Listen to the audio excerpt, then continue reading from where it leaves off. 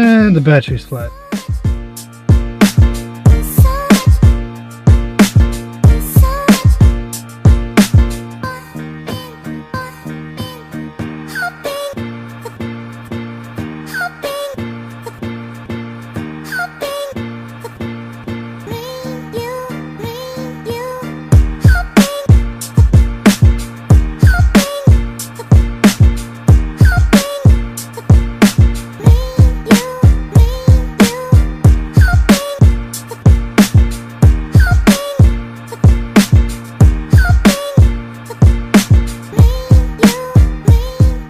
Good afternoon, everybody. We've got Mr. ML. We got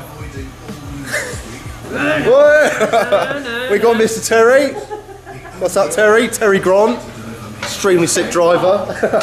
Today, me and Scousey are doing some much-needed drift prep. As you know, we had a little drift day last week, which went, yeah, mixed results. We did have a little tap at the back, as you guys know, but don't worry. She will be fixed. Unfortunately, we did get the car shop glow light a little bit, but I'm going to remove this now, send it back to Ken, and he's going to repair it for me. What I'll probably do next drift day is get used to the car first, then refit the lights once I know how to do a drift. First thing we're doing is changing the front mounted intercooler. This is the old one, and you'll see that the outlets are down at the bottom. This is actually Scousey's old front mount off his S14. The outlets are at the top, so yeah, once we do all the piping, it's going to be a lot shorter, and fingers crossed we should hopefully have a bit more response. Yeah, we've just mounted it up now, so you can sort of see where it's going to sit. We might have to sort of make some custom brackets at the bottom, but yeah, it looks to sit pretty nicely. Main thing today is mount the intercooler, mount the sexual Phoenix radiator, get rid of the misfire, maybe try and make the back end look a bit more pretty, remove the car shop glow lights because I can't be trusted, and that's it. So yeah, we got Big V on the T28R, as I mentioned in the previous episode. We got this from Muzzy at Jack West Mods, and if I go in here, we've actually got a brand new, well, second-hand downpipe for it. Right, dogs? Yo, what's up? Fist bump. This is the new downpipe. The V has connected up the new downpipe, looking nice and pretty. Obviously, we're not going to fit this now. We've got a Speedtech manifold coming, and then yeah, once we've got the Speedtech mani, we can use the new turbo, new downpipe, and then we've got a Power FC D-Jetro, which will get rid of the MAF sensor and use a map instead. Once that arrives, we can plug it all in, run a base map, take the car up to Greg at Pro Tune and get a map. And yeah, fingers crossed, you should be running hopefully about 300 wheel horsepower. Now it's probably about sort of 240, 250 wheel horsepower, so it should be a nice increase.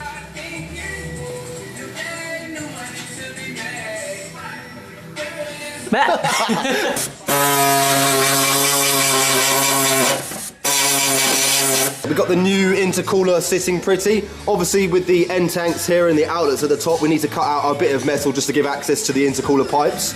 But yeah, once it's connected, you've only got to go from there to there as opposed from down underneath and all the way up. So yeah, should make the turbo a little bit more responsive. We have now removed the rear lights.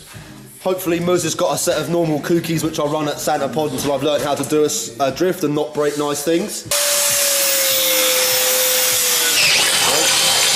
So if you guys look here, we're just using 3mm steel to make a backing plate for the hydro.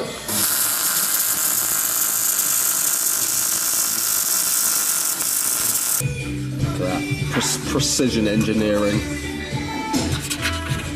Yeah, we're just making the final touches on the edges here, just to give it a little bit of enough clearance so it's not rubbing. We've got a nice chap called Nat. He's a bit of a Monkey London fan. I'm not. Don't know why he's a fan. Fucking now he's met me, I think he thinks I'm a prick.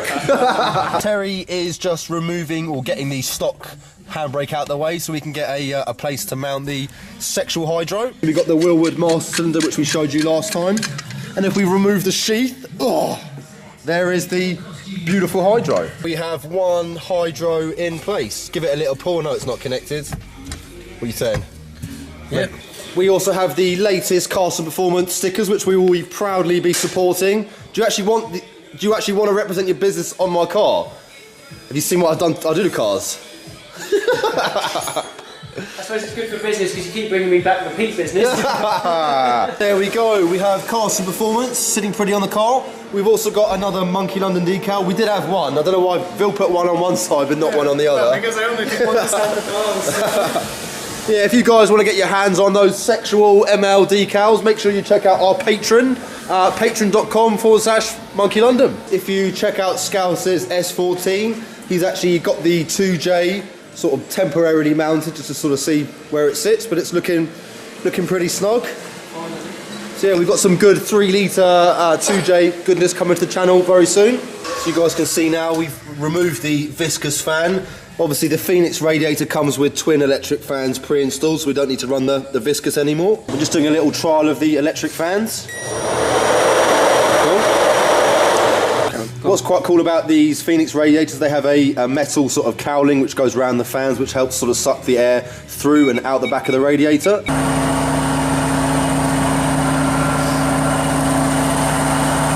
That's where the radiator's going to sit, nice and tight. We like it tight. The best news we can report today is we now have the SSQV HKS bird impersonator removed, so I won't be doing any more squeaking at drift days. As you guys can now see, we've got the intercooler piping all connected. It's pretty simple to do because it's only got to go from there to there. Front end is looking a lot more complete now, nice and neat. It's always good to have nice shiny parts in here.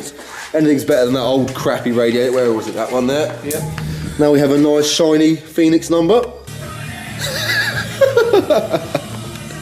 Next up, we're going to install the new or used Samco radiator hoses. Massive thanks to my main man Andy, who donated these to the S14 course. Yeah, massive thanks, really appreciate it, buddy. This is Andy's Instagram, S14 Nash. So yeah, if you guys could give him a follow, we'd really appreciate it. Andy also has a really mental spec S14, which we're going to be reviewing later on this year once he's done a few more bits to it.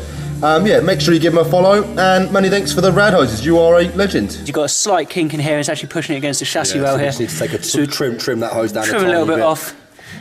Most of us can't afford to lose an inch, but I think we can do it on this one. Don't worry, over time I'm not going to let this get really tatty like the Sora did. That was a missile car essentially, so the whole idea was to have a few sort of crashes and not really care too much about the outside of the car. But the inside was always very looked after. Underneath, the chassis was very good. The engine's always been very good. We shall get the little bit of damage fixed, and we shall get her looking pretty for the next drift day. Fingers crossed. We are all good to go with the hydro. We're just going to bleed the system and remove said air. Pump up the foot brake, will do so. Let me put my light on. Here we go. Hold pressure. Hold in. To the floor. Pump it up. Feel at the moment, is it quite good? Feels good. Okay, well, we'll try and see if there's anything we can get out anyway. Alright. Right, hold it back. Holding. Yep. If you guys look down here, we now have the brand new Hell Performance stainless steel braided brake lines fitted on the front. And if we pop round the other side, and there we go, another braided line in there. And we've also got them on the back as well. You can see the rear braided lines. And then if you look at the hydro, we've got another set coming in here. Ben at Hell Performance, you're an absolute star. We thought we had a bit of a power steering issue. Obviously in the last drift dives you'll notice we had a lot of power steering leaking. Scouse did actually find the bottom hoses weren't actually connected properly, so we've reconnected those, redone them back up. Fingers crossed it won't start pissing out power steering fluid again. We still have a bit of a gnarly misfire at the moment. It sounds like it's running on about 2 cylinders. We're just going to change the plugs. Scouse is off to Rome tomorrow morning, so we're going to chuck some spark plugs in it now. Fingers crossed it cures it. If not, I might have to investigate further and maybe get some set of coil packs or something. Just look at the old plugs coming out. They are pretty caked in oil, which might be part of the reason we've got a misfire. Right, we just found out why we've got a fucking misfire. Because the spark plug tip is not there. Yeah, so that's off cylinder number 3. Yeah. That would definitely cause you some issues. Yeah, so hopefully we found a fucking misfire. Yeah. Massive thanks to Wayne, Auto Extreme. Got a set of 4 copper spark plugs. They're a heat range 7, which is a slightly colder plug. I think standard SRs came with a 6. Pretty sure. Yeah, these should, fingers crossed, get rid of the misfire and allow us to do some gnarly duggets. Scouse is just spraying a bit of brake cleaner into the spark plug recesses just to clear out some of the crap. Fucking hell, it's like Sora, it's like repeated of the Sora all again, isn't it? Yeah. At least we haven't got dead birds and fucking trees in this one.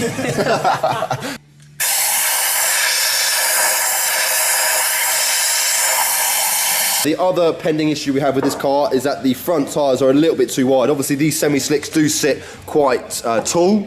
They're quite a chunky tyre. And yeah, the problem we're having is the tyre has already started to attack the loom inside, so at some point we're going to need to relocate this loom.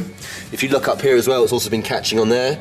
So yeah, what I'll probably try now is go down to a 225, maybe try and get a smaller profile sidewall. I'm not sure, do they do a 35 and 235s? Probably not. not in Westlakes and Achilles, are they? So yeah, we'll probably just try a 225 40/18 as opposed to a 235 40/18, and fingers crossed that will just reduce the lip a little bit and stop scraping and all this crap in here. Well, if you lift the front up a little bit.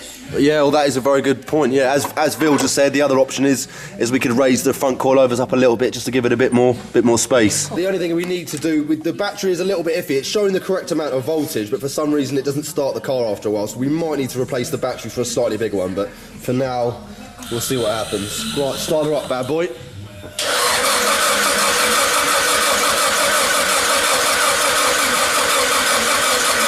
Come on, Nissan, stop messing around. We're just going to check now to see if it sparks.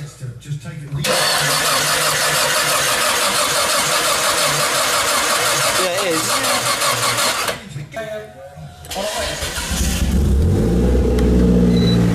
Woo! What was up with it? There we go. What the fuck was that? Strange, isn't it?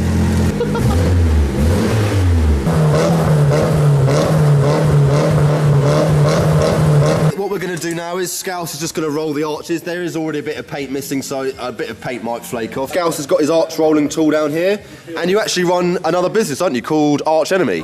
Yeah, and obviously your speciality is attacking arches and making them look fucking better and wider. So yeah, Scouse is just going over the arch with a metal wire brush just to get rid of any shit, so it doesn't get stuck behind the paint when he's rolling the arch. We're now just going over the sort of the arch lining with a heat gun just to try and soften the paint up a little bit to prevent it from cracking.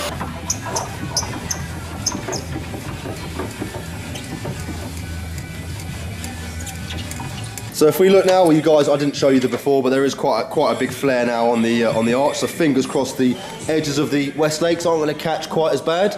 And then inside the arch here, if you look. So before, this was all like this, all sticking out. You can see how it's flattened up. Yeah, I can see that. So it's a nice flat edge now. Yeah. We're just going to get the saw out the way because it's been sitting here for about a week.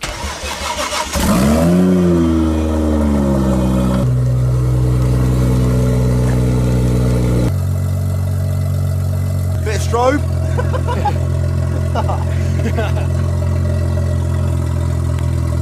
Right, let's do it, man. Yeah. Move this bad boy.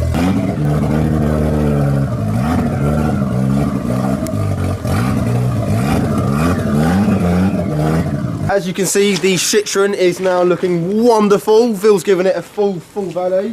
We've also got a new xenon light. The other light was full of water, and luckily when we bought it we actually got given a spare light, so we just put the spare light in. So the right hand side looks really clean and the left side looks shit. Yeah, I think who sold it to us was meant to put that light in, but it never did.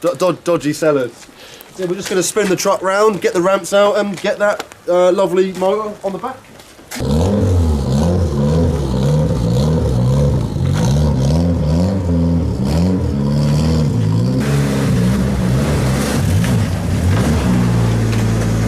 We have Mr. V, we have one Citroen, and we have the car fully loaded, ready for a big skid day. Hopefully we're not going to do any more of that, but you never know. I do like to get on those doors. So yeah, cool.